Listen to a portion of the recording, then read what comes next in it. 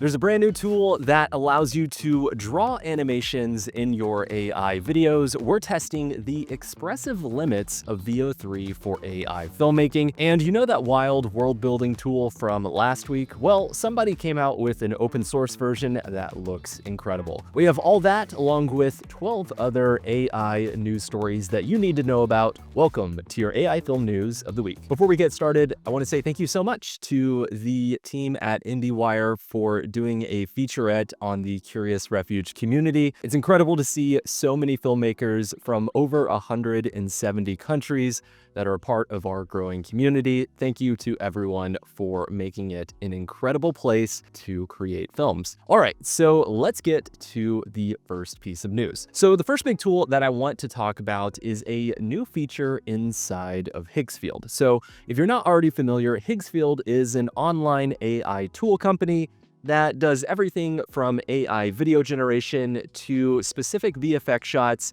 that follow certain presets and templates, and essentially they can get pretty wacky. Well, their brand new tool is called Higgsfield Draw, and essentially it allows you to draw and define what you want the action to be inside of your AI video, and Higgsfield will do a pretty good job at adhering to the drawing that you put inside of your video.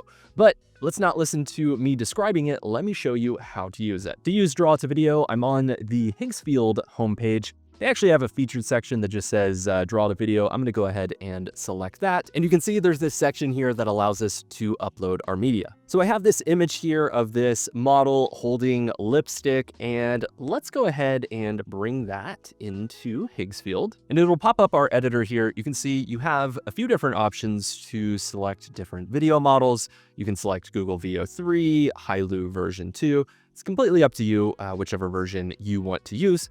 I'm going to go ahead and select Hailu version 2. Now, the cool thing is, essentially, you get to direct this image with the action that you want to see. It's kind of like a version of Runway Aleph, but you actually get to define by drawing what you want to change inside of the video. So I'm going to select our arrow here, and we'll just select the person. And we'll go to our text window, and we will say, splash the person with blue paint. And when you're ready, go ahead and click generate. So after a few minutes, we have this video here, and yeah, it splashed the person with blue paint. I don't know how realistic that was, but it did a pretty good job at taking our direction. We also have this generation from the fast version of Minimax. Actually, I think the fast version did better, although the resolution is not quite as good. And then we have this generation from Google VO3.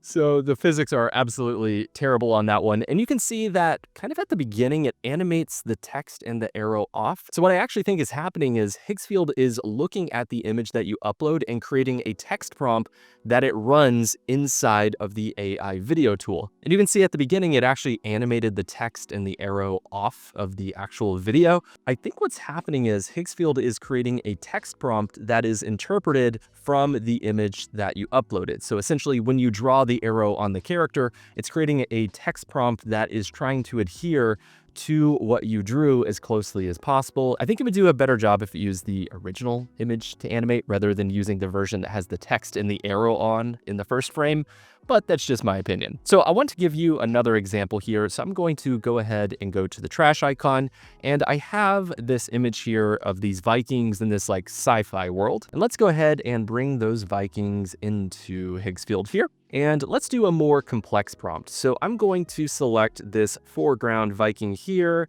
and we'll say looks at the camera. And then let's select a different color and select the second Viking. We'll say looks at the sky. And then finally, we will select our final Viking over here in the far corner there. And we will say pulls out sword. Okay, cool. And again, you can select whichever video model you want. I actually think the Hailu model typically does the best, but it's completely up to you. And go ahead and click generate. And it created this video here, and you can see that, yeah, it did a pretty good job at adhering to the prompt. I don't think this guy right here on the left is looking at the camera so much, but he did kind of turn towards the camera. And then the sheath disappears from the Viking in the background. So a bit of AI sorcery going on there.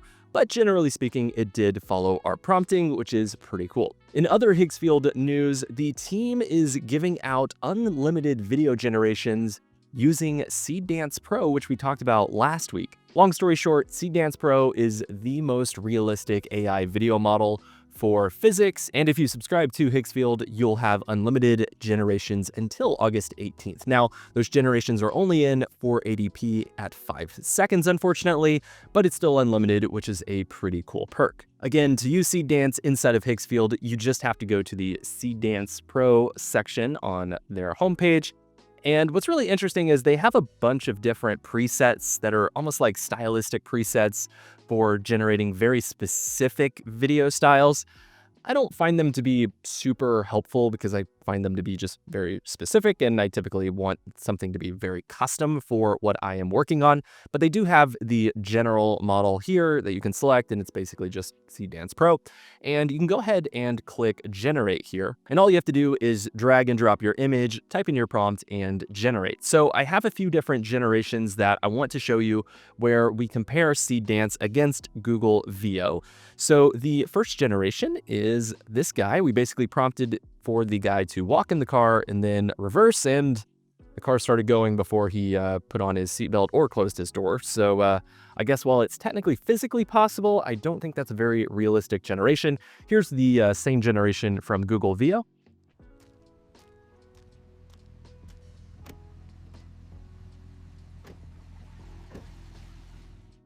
And they turned into the same person. So not too sure what's going on there. Now here's a different generation from Seedance. So we have the person going to the door and it opens backwards and they walk inside. Okay, I'm not too sure what's happening there. The exact same generation inside of Google VO.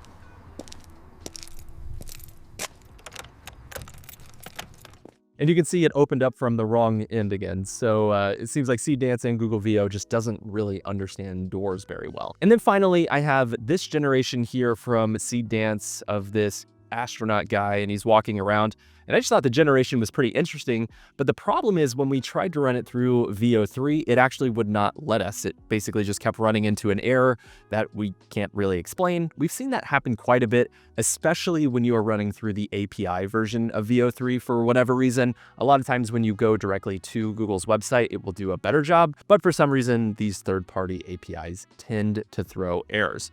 So there's kind of two main things that I want to point out with these generations. The first is when you're working with Seedance, something that came to our attention this last week is the fact that Seedance will always try to change the exposure of the image that you upload. So if we take a look at this video here, you can see that for the first half second, the generation will actually get brighter inside of Seedance. And the same is true for the other generation that we created. Basically, the first half second increases the overall exposure and then it animates your scene. Now, the change isn't super over the top, but it is noticeable. So that's just one thing to note if you are working with Seedance. The other thing that you really should know is Google VO3 can generate audio and realistic lip syncing, whereas Seedance is really just about the physical dynamics. So anything where a person is talking, you should use Google VO3.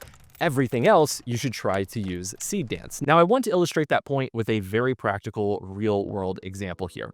So I have two different images here. I have one shot of a man basically looking at a woman, basically like a coffee shop scene. And then I have a second shot here where I in-painted out the man, and basically I flipped the video footage to where it looks like a person's having a conversation with someone else. And then I went shot by shot and generated the scene using Google Flow. Let's take a look at a few of the videos as an example here. Yeah, that's exactly what I was thinking. It's wild, right? And then we have the shot of the woman here. They have terrible cappuccinos in Sarasota. You're gonna hate it. Okay, you get the idea. So basically, I took those shots, put them together in a video editing application, did some J cuts and L cuts to create a sense of realism, and this was the final result. So I've been thinking a lot lately, and I don't know if I should drink coffee anymore. I really like the taste, but I just get this nagging sense that I'm spending $7 on something that should be 50 cents. And with all that added savings, I could go back to clown school. Fine. They have terrible cappuccinos in Sarasota. You're gonna hate it. I'll see you at the circus.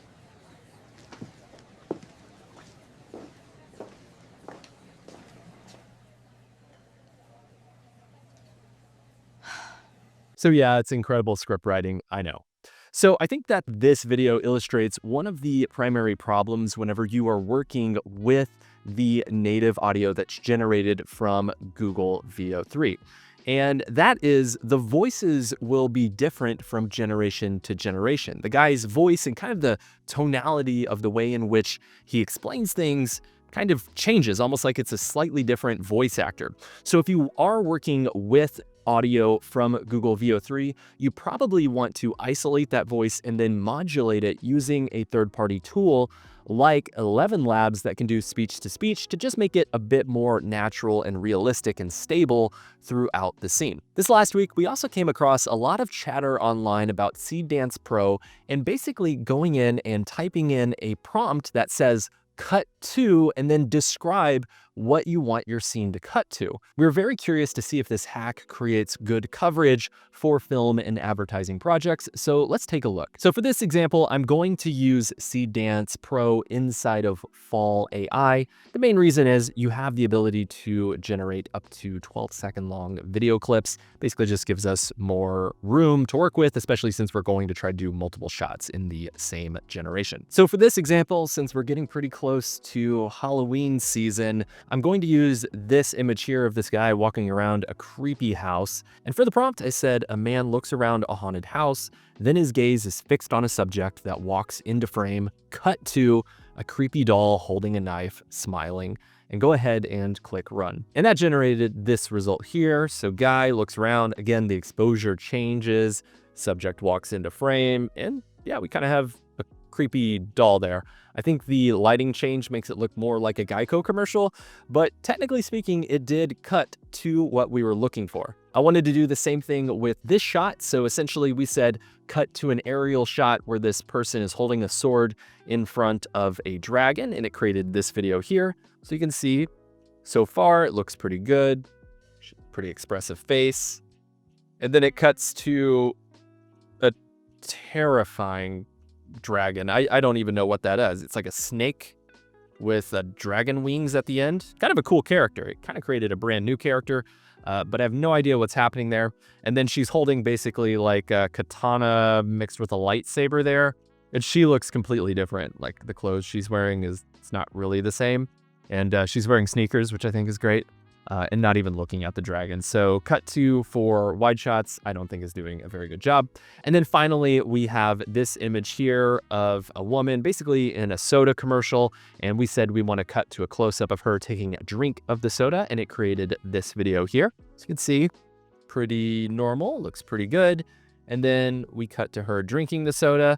And actually, I think it did a pretty good job. Obviously, there's some distortion in the soda can itself, but the original image had some distortion as well. The only thing that is coming across as a little weird is when her eye goes down, you can still see the whites under her eye, and it looks very unnatural. So not too sure what's happening there, but it did technically cut to a new shot. And if it was really quick, just for a few frames, I think it could work. Hopping over to image upres news, the team at Adobe has kind of quietly released AI image upscaling inside of Adobe Photoshop, and you can actually use the online version of Photoshop to upres your images. Let me show you how to use it. So to use this feature, all you have to do is go to the link below this video, and basically you just drag and drop your image. So for our example, I'm going to use this low-res image that we have from Midjourney. It's basically just a magazine concept. You can see it's very low res, and so it would not be print ready if we were working on a print project. So I'm going to go ahead and drag that into the online version of Photoshop here. And by default, it will pop up a section here called Generative Upscale. And you have the option to change the creativity strength. I'm going to set it to low so that there's less changes in the final image because I want it to be very similar to the image that I uploaded. And then you can change the upscale multiplier here. It goes all the way up to ×4, but there is a limit of 4096 pixels, so basically 4K pixels whenever you are upresing your image. So for this one, I'm going to select the 3x upscale and go ahead and click that upscale button. And after just a few seconds, it has upscaled our image here. You can see we can zoom in. As you get closer, it looks good, but then it kind of begins to break down. The person's face really looks plasticky and synthetic in a way that does not look very realistic. Now, you do have the ability to just go ahead and download that image to your computer, but I did want to compare this against some of the other image upscaling tools that are on the market. So here is the same image that was upscaled using Topaz's Gigapixel tool. And you can see that this is coming across as much more realistic. There's more fidelity in the lips and the eyes. There's even a film grain that helps the whole thing look more realistic. So a much better job from Topaz. We also ran the same thing through Krea's upscaler. It looks pretty good, but I think that the skin texturing looks a bit patterned in a way that feels a bit synthetic, and the eyes are really just not the best. So not the best result from Krea. We also have the ability to upres images using Midjourney if you created the original image in Midjourney, which we did in this instance. And if I zoom in here, you can see that the skin texturing looks very synthetic. So she looks like a wax figure. So not the best result from Midjourney. And then finally, inside of our AI advertising course, we talk about a multi-step process where you basically add in extra skin texturing, and then you use Gigapixel to upscale to get maximum quality. And this is the result that we got from that process. And you can see that this comes across as way more realistic. Not only does it look like realistic skin texturing, but there's even the details like the small little hairs on the chin that help to sell the overall image. So a multi-step process is really the way to go if you want maximum quality, especially for print advertising projects. But if you're in a really quick pinch, I'd say just use Topaz Gigapixel because you're going to get really good quality from that tool. In long-form video generation news, the team at Skyreel has released their A3 generation model. Essentially, this brand new tool allows you to take an image and then up to 40 seconds of audio and do 40 seconds of lip syncing. So your character can talk for up to 40 seconds in a single shot. Let me show you how it works. So all you have to do is go to the Skyreel's homepage, and then I'm going to go to Talking Avatar here on the left. And in this section here, we will bring in our image. So I have that same image of the guy in the coffee shop from earlier. We'll go ahead and bring that into Skyreel. And for our audio, you have the ability to generate your own audio. I recommend just uploading your own audio. So we'll go ahead and select the 40-second scene from earlier and go ahead and click generate. And after a few minutes, it created this video here. So I've been thinking a lot lately, and I don't know if I should drink coffee anymore. I really like the taste, but I just get this nagging sense that I'm spending $7 on something that should be 50 cents. And with all that added savings, I could go back to clown school. I'll see you at the circus. So it's kind of funny because I think the first 5 to 10 seconds looked okay. It wasn't as good as VO3, but it honestly wasn't that bad. But as you continued to progress throughout that video, the frame rate really began to fall apart and it became just a bit more synthetic and really not the best result. So I think if you use this for 5 to 10 second chunks, it would do a really good job. But of course, in that case, you could use other tools like Runway Act 2 or even the HeyGen workflow that we talked about last week. So it would have to be a very specific use case where you need a 40-second long video with absolutely no cuts. It's probably pretty rare that you're going to have that, but that option is available to you now inside of Skyreel. Voting is now open for our AI sketch comedy competition. We had hundreds of entries into this competition, and now it's been whittled down to the top 10. Be sure to click the link below this video to go vote on your favorite entries over on our website. We're going to meet with the judges this next week to decide on who wins the $6,000 grand prize, along with that macaroni and cheese scented candle. In industry news, the team at Autodesk has released Flow Studio, which is basically a rebranded and repackaged version of Wonder Dynamics. If you remember back to a little over a year ago, the team at Wonder Dynamics was acquired by Autodesk, and it looks like they've released the suite of tools inside of Autodesk tools. So it's pretty interesting because you can do AI motion capture, video to 3D scene, and also you can export the tracked 3D camera from footage that you upload. It's kind of a utility tool, and the cool part is you can export that 3D data into 3D applications like Blender, Maya, and Unreal Engine. Last week, we talked about an incredible tool from Google called Genie 3 that basically allows you to upload an image or type in a prompt and generate a 3D world that you can interact with in real time. The thing that makes Genie really unique is having the ability to look around and generate multiple minutes of footage without a game engine, so it's completely generating in real time. Well, not to be outdone, a team has released a brand new open source tool called Metrics Game 2.0 that kind of does a very similar thing. Essentially, you have the ability to generate a 3D world that is multiple minutes long, and you can look around and interact with that world. Now, does it look as good as the Google model? No, I don't think so. But the fact that an innovative tool can come out one week, and then the very next week, an open source tool that's very similar can also be released, just goes to show that this AI cycle is probably not going to slow down anytime soon. We also saw an announcement from Scott Pedrovic this last week that said that Mesh to Motion